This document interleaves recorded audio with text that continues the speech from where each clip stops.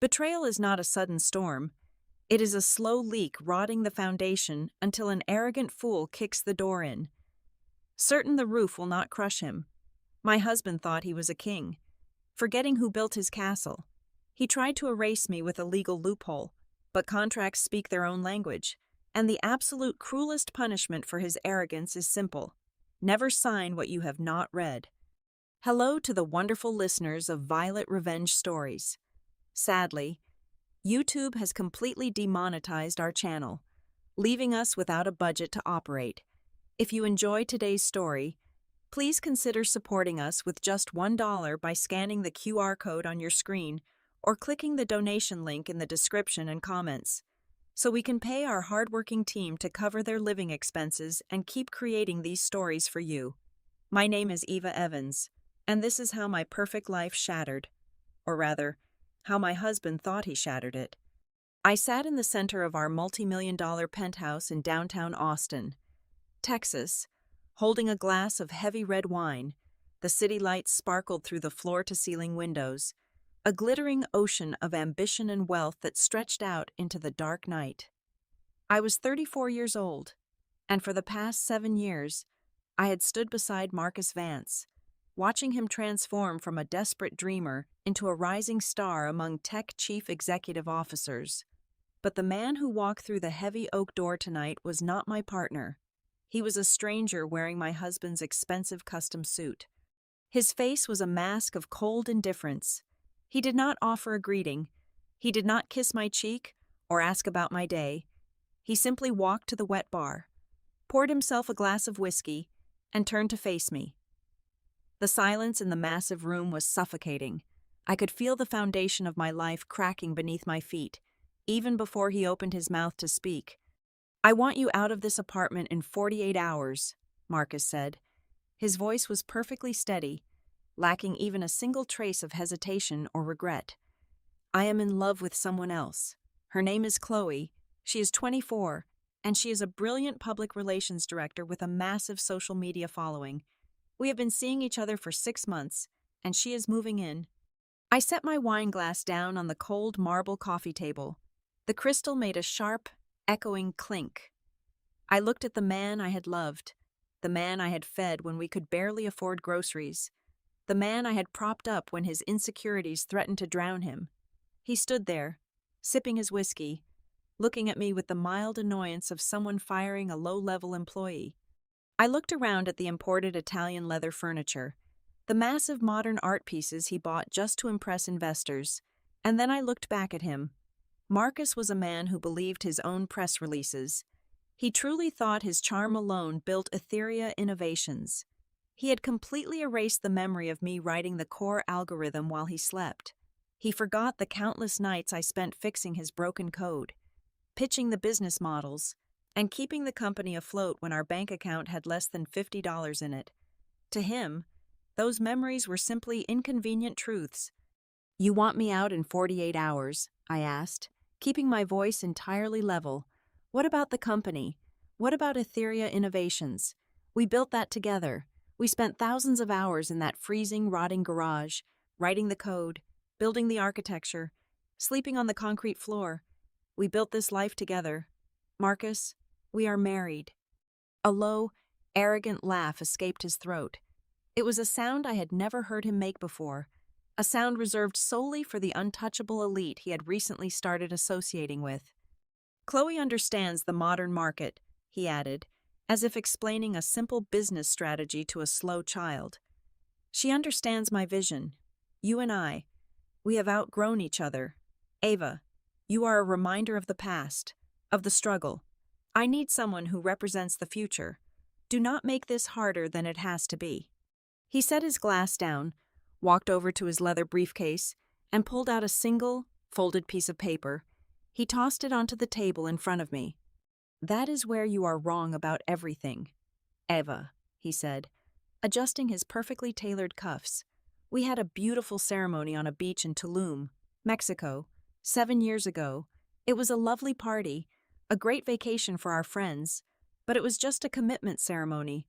We never actually filed the legal marriage certificate here in the United States. I checked with my lawyers. You are not my wife. You have absolutely no legal rights to my assets, my penthouse, or my company."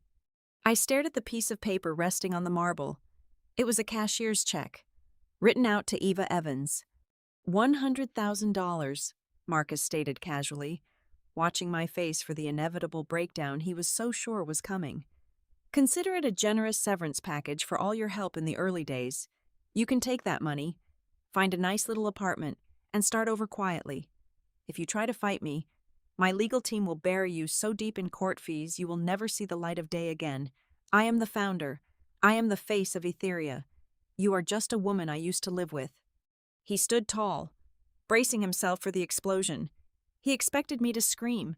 He expected me to throw the expensive red wine in his face, to fall to my knees, to weep and beg him not to throw away our 7 years together for a 24-year-old public relations influencer. He wanted to see me broken, because a broken woman was something he knew exactly how to manage. A broken woman would validate his twisted sense of superiority and absolute power. Instead, I reached out and gently picked up the check. The paper felt thick and crisp between my fingers. $100,000 in exchange for my youth, my brilliance, and my absolute devotion. I looked up at Marcus. I let the silence stretch until I saw a tiny muscle twitch in his jaw. Then, I smiled. It was not a sad smile, nor a bitter one. It was a smile of pure, chilling clarity. "You are right," I said, my voice as smooth as glass. "The wedding in Mexico has no legal value." For a fraction of a second, his arrogant facade slipped. A flicker of profound confusion darted across his eyes. He had prepared for a war, a messy, emotional slaughter, and my total surrender unsettled him deeply. He shifted his weight, suddenly unsure of what to do with his hands. But Marcus was a man blinded by his own reflection. His massive ego quickly rushed in to fill the void of his uncertainty. He puffed out his chest, convinced that my calmness was simply the result of my ultimate submission to his absolute dominance. He truly believed he had won. He had no idea that his arrogance had just sealed his absolute destruction. Within 3 weeks of our separation, my former partner and his brand-new public relations muse became the absolute darlings of the Silicon Valley media circuit. They were absolutely everywhere. I could not buy a simple cup of coffee without seeing their aggressively filtered faces staring back at me from the glossy covers of elite startup magazines.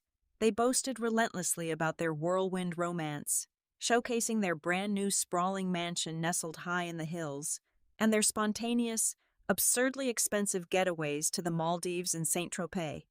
Chloe orchestrated the entire narrative with ruthless, calculated efficiency. She launched a massive digital marketing campaign highlighting his status as the ultimate visionary bachelor, who had finally found his intellectual equal to the general public. They were the ultimate tech power couple. To Marcus, their highly publicized, flashy lifestyle was the ultimate proof of his unquestionable success. He truly believed that by simply buying a younger, louder, and more vibrant companion, he had completely scrubbed my existence from his pristine reality. I was nothing but a minor bug in his perfect system, an annoying glitch he had successfully and permanently patched. I did exactly what his high-priced legal team desperately hoped I would do. I simply vanished. I quietly leased a modest, 2-bedroom apartment on the much quieter, far less glamorous side of the city. I did not hire a loud, aggressive bulldog of a divorce attorney to make a massive public scene. I did not post a single cryptic quote, angry rant, or tearful confession on any social media platform. My digital footprint went completely dark. In the aggressive, chest-thumping world of corporate warfare, silence is almost always misinterpreted as total submission. His lawyers, a terrifying pack of aggressively tailored men who billed out at over $1,000 an hour, figuratively patted themselves on the back. To a team of men who spent their entire careers shouting in courtrooms, a quiet woman was nothing more than a defeated woman.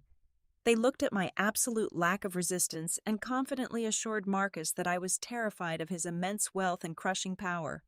They assumed I had accepted my miserable defeat, taken my little severance check, and crawled away to hide in the shadows and lick my wounds. They did not understand that I was not retreating. I was simply stepping back to secure a better view of the blast radius. Every single time I saw a new glowing article praising his absolute, unmatched genius, my mind drifted back to the freezing winters in our old, uninsulated garage 5 years ago. I remembered sitting under a single flickering fluorescent bulb at 4 in the morning, my fingers completely numb as I compiled the massive back-end architecture that would eventually become the foundation of Etheria Innovations. I wrote over 100,000 lines of code while he was upstairs, fast asleep under a heavy down duvet, resting his vocal cords for a crucial pitch meeting the next day. Marcus was a phenomenal salesman, a man who could effortlessly convince a starving dog to give up a juicy bone. He had the dazzling smile, the perfect firm handshake, and the uncanny ability to memorize the complex, dense tech jargon I patiently fed him every morning. He was the shiny exterior of the luxury sports car, but I was the engine that made it move. I had built the entire proprietary algorithm that made the company worth anything at all. Yet, I had always willingly chosen the shadows. I preferred the quiet, predictable hum of server racks to the chaotic, exhausting noise of networking events. I gladly let him take the podiums, the industry awards, and the glory, because I genuinely thought we were building a massive kingdom together. I never once realized he was simply building a golden throne for one. His blinding arrogance, bloated by the constant media praise and my deliberate silence, reached entirely new heights when a private courier arrived at my new apartment. The man dropped a thick, heavy envelope on my welcome mat. Inside was a dense, incredibly insulting legal document titled Termination of Civil Partnership. It was an absolute masterclass in corporate bullying. The document demanded my absolute, permanent silence regarding both the proprietary secrets of the company and the private, personal details of Marcus Vance. In exchange for signing away my fundamental right to ever speak his name in public, the agreement generously offered me an additional $25,000. To Marcus, the law was a heavy weapon wielded only by those who could afford to pay the best blacksmith. He felt so utterly invincible that he even began sending me passive-aggressive text messages late at night. The digital words glowed fiercely in the dark of my lonely bedroom. "You really should have read up on basic family law. Eva." One text message read, "Ignorance of the legal system is not a valid excuse in the real world. Consider this a very expensive educational course. Sign the non-disclosure agreement, take the extra money, and move on with your life. The world rewards those who pay attention to the fine print." I did not type a single word in reply. I let him float peacefully in his beautiful, incredibly fragile bubble of superiority. I sat at my small, cheap kitchen table, staring blankly at his insulting hush-money contract. I did not even bother to pick up a pen. Instead, I stood up, walked into my bedroom, and knelt quietly beside my closet. Hidden carefully beneath a stack of heavy old winter coats was a solid steel, fireproof safe. I punched in the 6-digit code. The heavy metal door clicked open with a deep, satisfying thud. Inside the dark compartment, there was no emergency cash, no expensive jewelry, and absolutely no sentimental photographs of our beautiful time in Mexico. There was only a single, slender manila folder. I pulled it out and slid my fingers gently over the crisp, official seal, stamped firmly on the front of the heavy paper. It was a seal belonging to the great state of Texas. I let my eyes slowly trace the specific, beautifully written legal phrasing, savoring the heavy, undeniable weight of the black ink. Marcus firmly believed that contracts were his ultimate, unbeatable sword, completely oblivious to the terrifying fact that they were about to become his guillotine. I reached into my pocket, pulled out my cell phone, and dialed a highly secure private number. The man on the other end answered on the very first ring. "Is everything in place?" I asked, my voice completely steady and ice-cold in the quiet room. "The board of directors is convening on Tuesday for the final $2 billion merger vote," my attorney replied, his tone razor-sharp and highly professional. "He thinks he has already won the war." I gently closed the heavy door of the fireproof safe and locked it securely. I looked down at the official state document resting perfectly in my hands. "Good," I said, a slow, dangerous smile creeping across my face. "It is time to pull in the net." The air inside the executive boardroom on the 50th floor was absolutely freezing, carefully climate-controlled to keep the 12 prominent board members awake, aggressive, and perfectly alert, overlooking the sprawling, sun-drenched Austin skyline. The massive room smelled faintly of expensive imported cologne, nervous sweat, and the electric charge of unimaginable wealth. Marcus stood proudly at the head of the massive, custom-made glass table.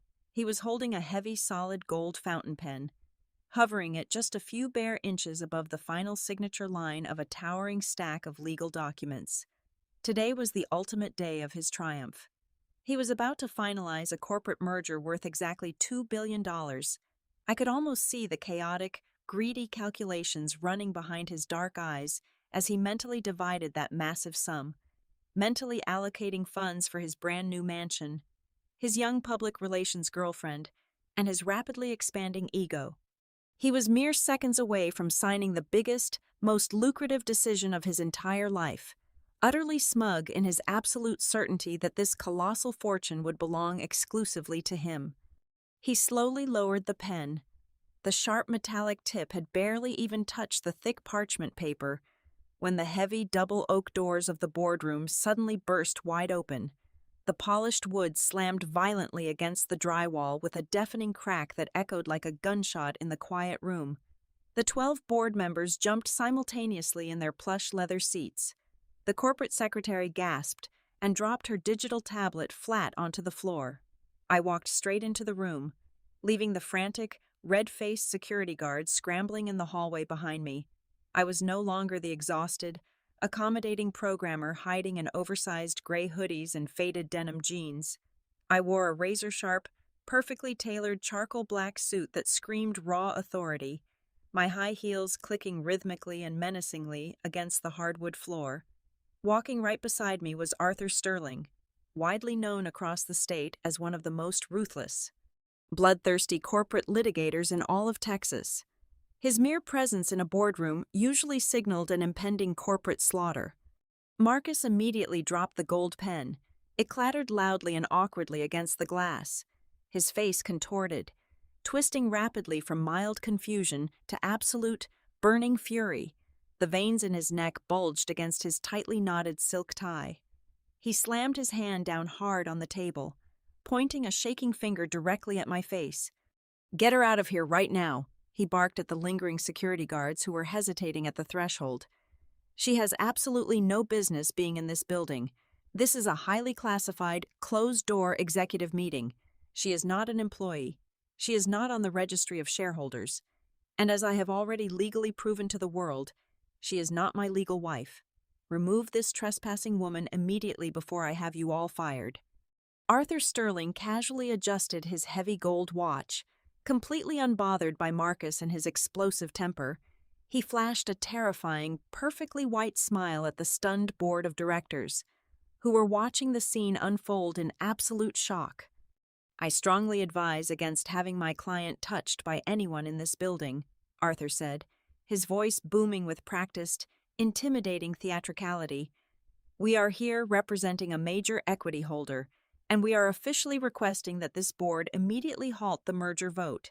If you proceed with signing those transaction documents today, every single person sitting at this table will be personally implicated in massive corporate fraud. There is a very serious, active legal dispute regarding the actual percentage of ownership of this company." Marcus let out a harsh, barking laugh, genuinely believing he still held all the winning cards in his hand. He shook his head dismissively, looking around at his silent investors as if I were simply a crazy person interrupting a solemn ceremony. He reached into his designer leather briefcase resting on the chair beside him and violently yanked out a crisp, notarized document. He held it up high like a protective shield. "This is a sworn certificate of single status," he announced loudly, ensuring every single investor heard him clearly. "It proves definitively that I am an unmarried man under the eyes of the law. My former partner here is simply throwing a desperate, pathetic final tantrum because she realized Her little settlement check was not nearly enough to fund her new lifestyle. She owns exactly 0% of Etheria Innovations. I am the sole founder and the sole majority shareholder. Now, gentlemen, please ignore this sad, desperate circus act so we can finish our highly profitable business. I did not break eye contact with him for even a fraction of a second. I slowly stepped up to the edge of the incredibly long glass table. The frantic, nervous whispers of the board members immediately died down. The silence in the room was absolute, heavy, and completely suffocating. I reached into my leather tote bag and pulled out a remarkably thick, heavily sealed manila envelope. I placed it flat against the sleek glass surface. With one firm, calculated push, I slid the heavy package straight down the center of the table. It glided flawlessly over the polished glass, the friction making a low hissing sound, until it came to a perfect stop exactly an inch away from his golden pen. Marcus stared down at the envelope as if it were an active explosive device. I leaned forward slightly, resting both of my hands firmly on the cold glass, projecting my voice so it carried sharp and clear across the massive room. "Before you sell our company to the highest bidder," I said, my tone completely drained of any emotion, "perhaps you should reread the shareholder equity restructuring document that you hastily signed exactly 3 years ago. Read it carefully, Marcus." With a sharp, irritated sigh, Marcus roughly snatched the heavy envelope from the glass table. He tore the thick paper open with aggressive, jagged movements, completely convinced that I was bluffing. He pulled out a massive, densely bound stack of legal documents. It was exactly 200 pages long, secured tightly with heavy brass brads. He stared at the thick cover page, and for a fleeting second, a flicker of genuine recognition crossed his face. He knew this document. It was the comprehensive financial equity restructuring contract, exactly 3 years ago. We were flying 30,000 feet in the air on a leased private jet, heading straight to New York City to secure our massive Series B funding round. Marcus had spent the entire morning drinking expensive champagne, celebrating his impending success long before we even landed. He was exhausted, slightly intoxicated, and completely unwilling to read through complex legal jargon. I had gently placed the heavy binder directly onto his lap, handing him a silver pen. He had asked me for the short version. I gave him a perfectly accurate summary of the corporate tax restructuring, but I deliberately omitted one highly personal addition. I told him to just sign wherever there was a bright yellow sticky note. Eager to get back to his drink and his nap, he had blindly signed his name 20 separate times without reading a single paragraph. Standing in the freezing boardroom, Marcus flipped through the first few pages with a scoff, his arrogance desperately trying to maintain control of the room. He looked up at the board of directors, forcing a condescending smile. "This is absolutely ridiculous," he announced loudly, waving the heavy stack of paper in the air.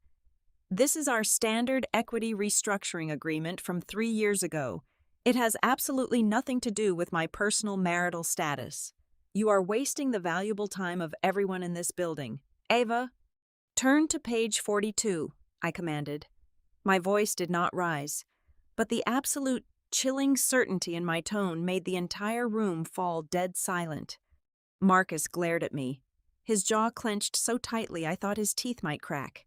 He aggressively flipped the thick pages, his fingers leaving sweaty smudges on the crisp white paper. 39, 40, 41. 42. He stopped. His eyes darted across the text. I watched his breathing hitch violently in his chest. In a matter of seconds, the healthy, confident flush of color completely drained from his face, leaving his skin the sickly, pale color of spoiled milk. His mouth opened slightly, but no sound came out. His hands began to tremble so violently that the thick stack of papers shook, producing a loud, frantic rustling sound that echoed throughout the silent boardroom. Right there, neatly embedded between the dense, boring clauses regarding corporate asset division and tax liabilities, was a perfectly formatted, state-issued legal form. The header was printed in bold, undeniable black ink, Declaration of Informal Marriage. Arthur Sterling, my attorney, stepped forward, resting his hands casually on the back of a leather chair.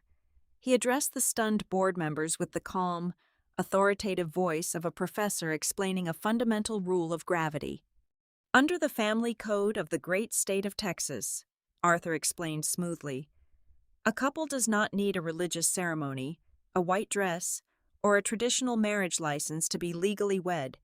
If two adults live together under the same roof, publicly represent themselves to the community as husband and wife, and willingly sign a declaration of informal marriage in the presence of a licensed notary public, the state recognizes them as entirely, legally married.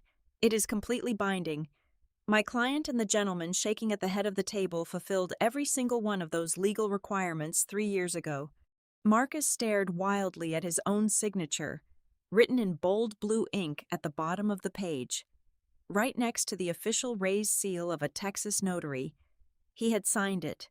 He had legally bound himself to me, completely erasing the loophole he thought he had discovered regarding our ceremony in Mexico. "This is a trick," Marcus finally choked out, his voice cracking pitifully. He looked around the room, his eyes wide with a sudden, suffocating panic. "She slipped this in. I did not know this was in here. This is meaningless." "It is entirely legally binding," Arthur shot back, his voice slicing through the room like a freshly sharpened blade. "But the declaration of marriage is not actually the issue preventing your merger today. Gentlemen, I suggest you ask your chief executive officer to read the specific customized clause listed immediately below his signature, Section B." Marcus dropped his gaze back to the document. His eyes frantically scanned the text of Clause 42.B. This was the exact clause I had spent weeks carefully drafting with a private corporate attorney, seamlessly weaving it into the overarching equity contract to protect my invisible labor. I knew Marcus was charming, and I knew charm was a dangerous, unpredictable liability. I needed a failsafe. I took a slow, deliberate step toward him. "Read it out loud." "Marcus," I demanded. He could not speak. His throat was completely paralyzed by the sheer magnitude of his own catastrophic mistake. "Since he seems to have lost his voice, I will recite it for the room," I said, projecting my voice clearly to the 12 powerful men and women sitting around the table. Clause 42.B states that in the event this legal marriage breaks down due to the fault of one specific party, explicitly defined as documented adultery or severe moral turpitude, 51% of the guilty party's voting shares will automatically and immediately transfer to the innocent spouse. This clause was designed specifically to protect the foundational family assets from reckless, destructive behavior. The boardroom absolutely erupted. The investors gasped, turning to each other in sheer panic. The corporate secretary covered her mouth with her hands. The reality of the situation crashed down upon the room like a collapsing building. "And as for the necessary proof of fault," Arthur interjected loudly over the growing chaos, pulling a sleek tablet from his briefcase, "we have legally acquired over 200 highly public photographs from major magazines documenting his 6-month romantic relationship with a 24-year-old public relations director. Furthermore, we have legally submitted the aggressively hostile emails and text messages where he explicitly admitted to the affair and demanded my client vacate their shared marital home. The fault is undeniable. The transfer of equity is already legally in motion." The gold pen Marcus had been holding finally slipped from his slick, sweaty fingers. It hit the glass table and rolled off the edge, clattering pitifully onto the floor. He gripped the edges of the table, looking like a man who had just stepped off a cliff and was suspended in the air, waiting for gravity to pull him down into the abyss. He had built his entire identity on the delusion that he was the absolute master of his universe, and with a single piece of paper, I had completely dismantled him. "This is fraud!" Marcus screamed, his voice reaching a shrill, hysterical pitch. He pointed a violently shaking finger at me, his eyes wide and bloodshot with absolute desperation. "You tricked me! You handed me a stack of papers on a plane and told me to sign them. I did not read this. I never read this. You cannot steal my company from me. I did not know what I was signing." I looked at the pathetic, frantic man standing before me. The intimidating aura he had projected at our penthouse just a few weeks ago was completely gone, replaced by the naked, undeniable terror of a man who realized he had handed his executioner the incredibly sharp axe. I leaned forward, looking directly into his terrified eyes. My expression was completely devoid of sympathy. A chief executive officer signing incredibly important legal papers without bothering to read them is not fraud. Marcus, I said, my voice cold, calm, and utterly absolute. It is ignorance, and right now, I am the majority shareholder. The $2 billion merger did not just halt. It completely disintegrated right there on the polished glass table, the board of directors. Men and women who only valued absolute certainty and profit immediately suspended the proceedings indefinitely. In the incredibly fast-paced, utterly ruthless ecosystem of the Texas tech industry, blood in the water attracts hungry sharks within minutes. By the time Arthur and I casually took the private elevator down to the grand lobby, major technology news outlets were already pushing aggressive braking alerts to millions of devices. The golden boy of Etheria Innovations had spectacularly lost his controlling shares in an unprecedented, humiliating legal disaster. The narrative of the untouchable genius was entirely shattered before lunchtime. The swift and brutal reality of the situation hit his carefully curated personal life even faster. Chloe, the vibrant 24-year-old public relations mastermind who had brilliantly branded their affair as the ultimate modern romance, suddenly realized the massive wealth she had attached herself to was completely frozen in a catastrophic legal battle. She was incredibly strategic and operated purely on calculated self-interest. Within exactly 24 hours of the boardroom disaster, she hired a premium, discreet moving company. While Marcus was trapped in endless, desperate crisis meetings with his frantic lawyers, Chloe cleared out every single piece of expensive designer furniture, modern art, and luxury clothing from their new hillside mansion. She did not leave a handwritten note on the kitchen counter, nor did she wait around for a tearful, emotional goodbye. She simply sent him a concise, remarkably cold text message stating that she needed physical and emotional space to protect her personal brand from his toxic legal drama. By the time he actually read the message, she was already sitting comfortably in first class on a direct flight to Dubai, happily accompanying a newly minted cryptocurrency billionaire. She recognized a sinking ship and abandoned it without a single backward glance. Marcus was entirely isolated, the board of directors, absolutely terrified of the catastrophic legal and financial liability he now represented, convened an emergency, late-night session without inviting him. They formally and unanimously suspended him from his role as chief executive officer, immediately stripping away his access to the corporate bank accounts, revoking his building security clearance, and erasing his meticulously curated public image from the company website. He went from being the absolute master of his universe, a man who held the power of life and death over hundreds of employees, to a radioactive liability in a matter of hours. Exactly 3 days later, the cheap plastic intercom at my modest apartment buzzed loudly. I checked the small, grainy camera feed. Standing awkwardly on the bleak concrete stoop was the man who had so confidently ordered me out of our luxurious penthouse just a few weeks ago. His expensive, custom-tailored suit was severely wrinkled and stained. His silk tie was completely missing and dark. Exhausted bags hung heavily beneath his bloodshot eyes. He looked completely shattered, entirely devoid of the arrogant posture he usually carried. I slowly opened the front door, making absolutely sure to leave the heavy brass security chain fastened securely in place. He did not yell. He did not angrily threaten me with his expensive legal team or demand compliance.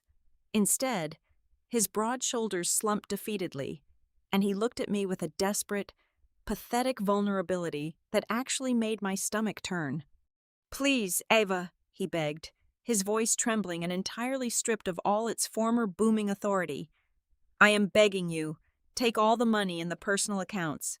Take the penthouse. Take whatever you want. Just please do not take the company away from me. It is my entire life. It is my only real brainchild. You know exactly how hard I worked to build that specific brand. I stood quietly in the doorway, carefully studying the broken man I had dedicated 7 years of my life to. I fully expected to feel a burning, triumphant hatred, or perhaps a massive rush of absolute vindication, but as I looked at his visibly shaking hands and his panicked, desperate eyes, I felt absolutely nothing but a profound, overwhelming sense of pity. "It was never your brainchild, Marcus," I replied softly, ensuring every single word landed heavily and clearly between us. "It was our company. I built the complex machine, and you simply sold the tickets to see it. But you convinced yourself you were the only one who mattered. You believed your own lies." He pressed his forehead heavily against the wooden doorframe, letting out a ragged, miserable sob. "I made a terrible mistake. I was stupid. I am so incredibly sorry. I am not actively destroying you," I told him, my tone completely devoid of malice, offering only the cold, unyielding truth of the situation. "I simply stopped protecting you from yourself. Your blind arrogance and your absolute certainty that you could treat people like disposable stepping stones wrote this exact sentence. You handed me the executioner's pen, Marcus. I just finally decided to use it." He slowly raised his heavy head, and in that agonizing, silent moment, absolute clarity washed over his exhausted face. The beautiful, shiny world he had constructed was entirely hollow. The massive bank accounts, the glossy magazine covers, the adoring young girlfriend, the overwhelming corporate power. They were all just fragile illusions built on a foundation he never actually owned. The only real, solid thing in his entire life was the quiet, unwavering support I had provided for 7 years. I had held the entire fragile structure together in the dark, and the very second he arrogantly forced me out, he realized entirely too late that I had taken the foundation with me. He was left standing alone in the miserable rubble of his own massive ego, finally understanding that he was the sole architect of his own absolute ruin. Despite his utter humiliation at my apartment door, a man whose entire existence is fueled by extreme narcissism simply cannot accept absolute defeat. He managed to scrape together whatever liquid cash he had left, draining his few remaining personal accounts to hire a vicious team of elite criminal defense attorneys. He formally filed a desperate, highly aggressive lawsuit against me, accusing me of felony document forgery. He wildly claimed that I had entirely fabricated the marital declaration, and that the notary public who stamped the document 3 years ago was simply a hired accomplice in a massive criminal conspiracy. He truly believed this wild accusation was his ultimate escape hatch, his final brilliant move to reclaim his stolen kingdom. The private arbitration hearing took place exactly 2 weeks later in a sterile, heavily soundproofed conference room downtown. The atmosphere was thick with suffocating, electric tension. Marcus sat across the heavy wooden table from me, his eyes burning with a manic, exhausted energy. His lead criminal attorney, a loud, incredibly aggressive man who treated the small room like a grand theatrical stage, spent the first hour loudly slamming his fists on the table. He demanded that my legal team immediately produce this mysterious, allegedly fraudulent notary public for brutal cross-examination.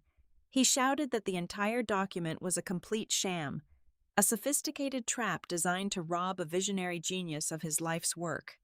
Arthur, my attorney, simply sat there with a calm, patient smile, letting the man scream until his face turned bright red. "We would be absolutely delighted to call the notary into the room," Arthur finally announced softly, gesturing toward the heavy wooden door behind him. The brass handle turned slowly. Marcus leaned forward, a vicious, triumphant smirk forming on his pale lips, fully expecting some shady, uncredentialed stranger to walk through the frame. Instead, the man who stepped into the quiet arbitration room was someone Marcus knew incredibly well. It was Mr. Thomas, the highly respected chief legal counsel for the Etheria Innovations Board of Directors. For the past 5 years, Mr. Thomas had been the one man Marcus trusted completely with his most sensitive corporate secrets. The triumphant smirk instantly vanished from Marcus's face. rapidly replaced by a look of sheer, absolute horror. Mr. Thomas calmly took the witness seat. He did not just bring his legally binding logbook, he brought a secured digital tablet. As per standard operating procedure for all major equity signings facilitated by my office, Mr. Thomas stated, his voice completely neutral and professional. We record the physical signing of the documents to prevent this exact type of post-deal dispute. He pressed a button, and the bright screen illuminated the dark table. The video footage from exactly 3 years ago played perfectly clearly. It showed Marcus sitting comfortably in the leather seat of a private jet, casually flipping past page after page of the dense contract with a glass of champagne in his hand. It captured his exact words in crystal-clear audio. Eva handles all the boring details. The digital version of Marcus laughed arrogantly on the screen, blindly picking up the silver pen. I just signed the papers so we can collect the investment money. Mr. Thomas then officially confirmed under oath that he personally watched Marcus pause, look directly at the specific header of page 42, and willingly sign his name right below the informal marriage declaration. The video evidence was the absolute, undeniable proof of his own careless arrogance. The last remaining shred of Marcus's fabricated reality violently shattered into a million unrecoverable pieces. He had no legal loopholes left to exploit, no more money to burn on aggressive lawyers, and absolutely no one left to charm. Right there in that quiet, depressing room, completely broken and permanently cornered by the consequences of his own actions, he was finally forced to sign the comprehensive divorce settlement my team had meticulously drafted. By the time the ink dried on the heavy paper, he had permanently forfeited 51% of his voting shares. He was officially and irrevocably stripped of his chief executive officer title, permanently banished from the very technology empire he loudly claimed to have built entirely by himself, and left with a staggeringly small, completely insignificant fraction of his former wealth. A few weeks later, I stood quietly by the massive, floor-to-ceiling windows of the corner office on the highest floor of our corporate headquarters. I gently ran my fingers over the smooth surface of the massive mahogany desk that now belonged exclusively to me. I had already filed the necessary corporate paperwork to completely rebrand the company, systematically and permanently erasing every single trace of his legacy from the digital world and the corporate registry. I looked out over the brilliantly glowing Austin skyline as the sun began to set, casting a beautiful, warm, golden light over the busy city below. I let out a long, deep breath and smiled, feeling a profound, absolute lightness in my chest. I had not simply survived the vicious storm he tried to drown me in, I had taken full control of the entire ocean. Thank you so incredibly much for taking the time to listen to my story today. I would absolutely love to know where you are tuning in from. So please let me know your city or country in the comments below. If you found today's journey compelling and want to help our channel survive during these difficult times, please consider supporting us with just $1. You can easily do this by scanning the donation QR code right here on your screen, or by clicking the secure donation link provided in the video description and the pinned comment. Your incredible generosity directly pays the salaries of the hardworking team behind Violet Revenge Stories, helping them provide for their families so they can keep bringing these powerful stories to life for you. Thank you again, and stay strong.